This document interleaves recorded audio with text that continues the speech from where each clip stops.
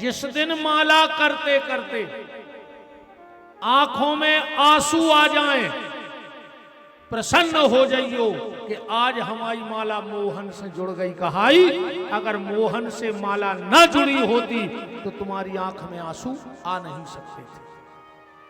जिस दिन भगवान को देखते देखते तुम्हारी आंखों में आंसू आ जाएं, समझ लेना कि आज भगवान की नजर हम पे पड़ गई।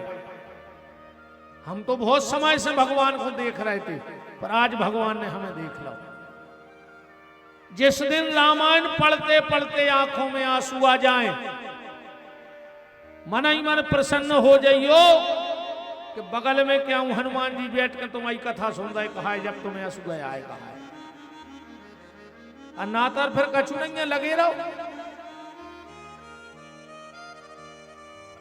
तो जब तुम्हारा शरीर गदगद होने लगे भगवान के चरित्रों में, भगवान के चिंतन में, भगवान के चित्र में, तो समझना कि तुम्हारे भीतर भक्ति का जन्म हो गया। क्योंकि भगवान को क्या चाहिए? आंखों का पानी। ध्यान से समझना बात।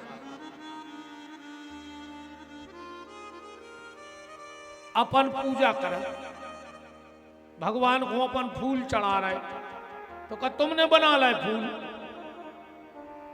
बताओ तुम कहां ले जा रहे अपने घर से? जल तुमने बनाओ, पानी चंदन तुमने बनाओ, भोग लगावे जा रहे तुमने बनाओ अन्न।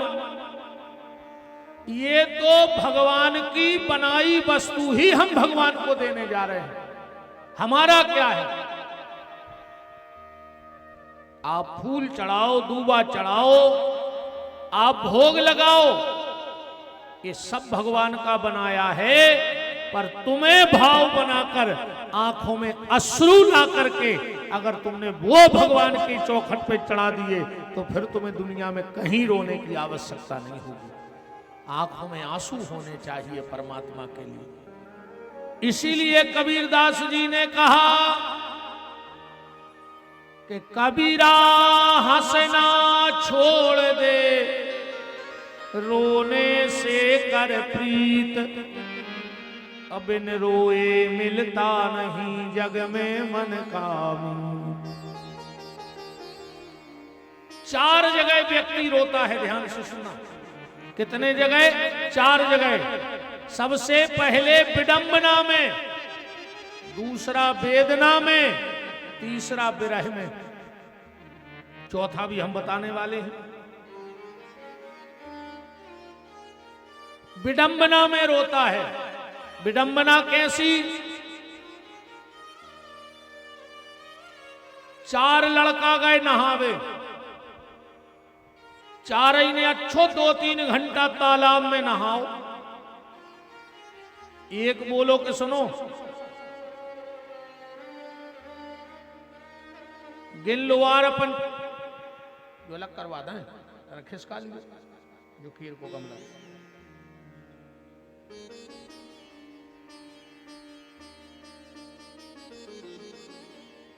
सही है।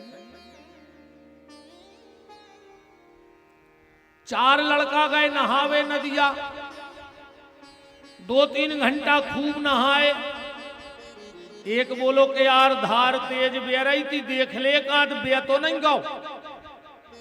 तो एक ने गिनो 1 2 3, और ये बोले घर से 4 आए तेरे, एक तो बे गाओ। अब वो कह लगो नहीं हम गिन हैं।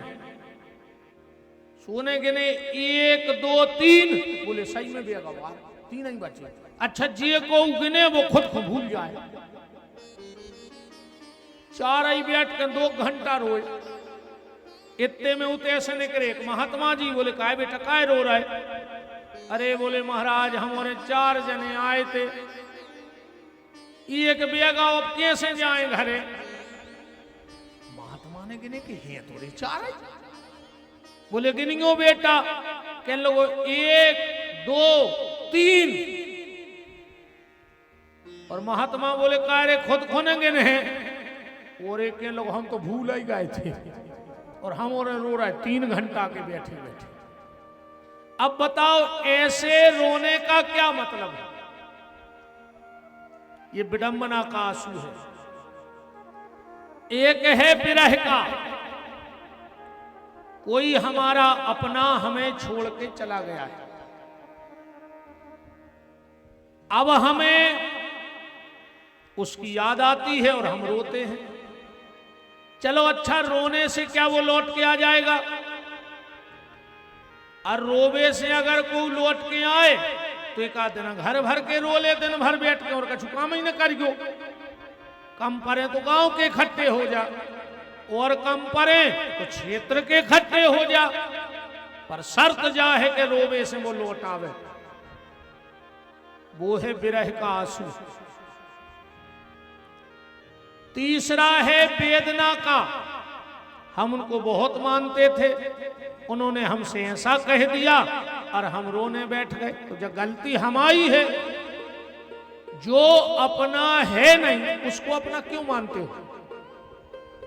अरे तुम दुनिया की आशा में बैठे हो, तुम्हारी खुद की जो भीतर सांस चल रही है बात तो तुम्हारी है नहीं है कि है? तुम्हारी जो खुद की सांस है वो तो तुम्हारी है नहीं, और तुम दुनिया के साथ की आशा लगाए बैठे।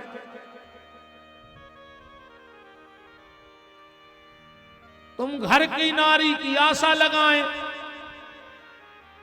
भरोसा नहीं अरे के हाथ की नारी कवे संग छोड़ दे। घर की नारी तो छोड़ दे, हाथ की नारी को ठिकाना नहीं है। बैठे हाथ में नारी, पता नहीं है कवे कौन गांव को बेद आके कह दे कि भैया नारी नहीं मिल रही। बोले तो बोले अब नहीं अच्छे पार दे, मार गए कहा है। अच्छा पहले सियाने सियाने पता हुई है, खेत में नारी हकत्ती हकत्ती, नारी हकत्ती। अब तो बंद हो गई, अब कहां हक रही, अब कहूं नहीं हक रही। पहले खेत में नारी हकत्ती और अब घर की नारी हाँक रही है। नहीं हाँक रही घर वाले को, जैसो तुम्हारों को ये चला रही तो मुंह से चल रहा है। नहीं, पहले खेत में नारी हकत्ती और अब घर की नारी घर वाले को हाँक रही है। नहीं हाँक रही। तुम्हारों में केव बैठे हो जो रे बहु दद्दा संदूर इनके चक्कर में। अब कम से कम 50 आदमी निकल हैं ऐसे में। ये तुम्हारे जो धर्मात्मा बने बैठे हो पंडाल में हरिश्चंद्र, क्या बहु दद्दा से बेर बांधे हो जो रे? नहीं, इतने आ गए तुम तार भी नहीं, तुम्हें भागवत तार है मार जो रे कीड़ा पर के। ऐसे न तार हो न भागवत का चुका रहे, भगवान भी जानत है तुम राम को।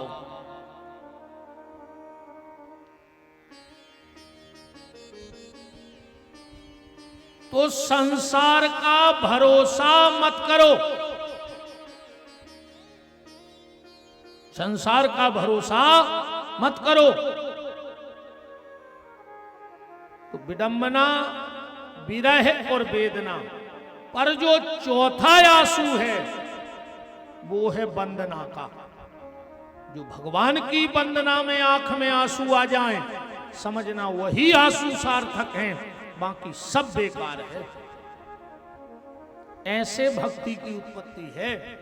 भागवत जी में उत्पन्ने द्रवणे देशे कर्नाटकायाम समागता। कर्नाटका में भक्ति बड़ी है तो मन तो होगा अपनो द्रविड़ देश। अब कर्नाटका क्या है जी? अपने कान आए कर्नाटका,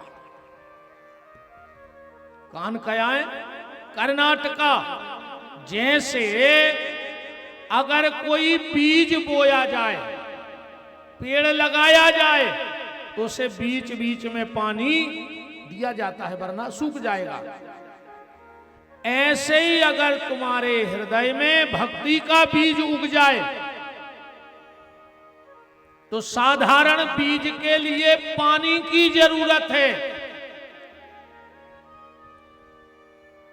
और भक्ति के बीज के लिए संतों की वाणी की जरूरत है। और संतों की वाणी कहां से जाएगी? बोले कानों के द्वारा भीतर जाएगी। तो बीच बीच में संतों की वाणी का पानी हमारे इस मन रूपी बगीचे को सींचता रहे, तो जो भक्ति का पेड़ है वो पुष्ट हो जाएगा, बढ़ जाएगा।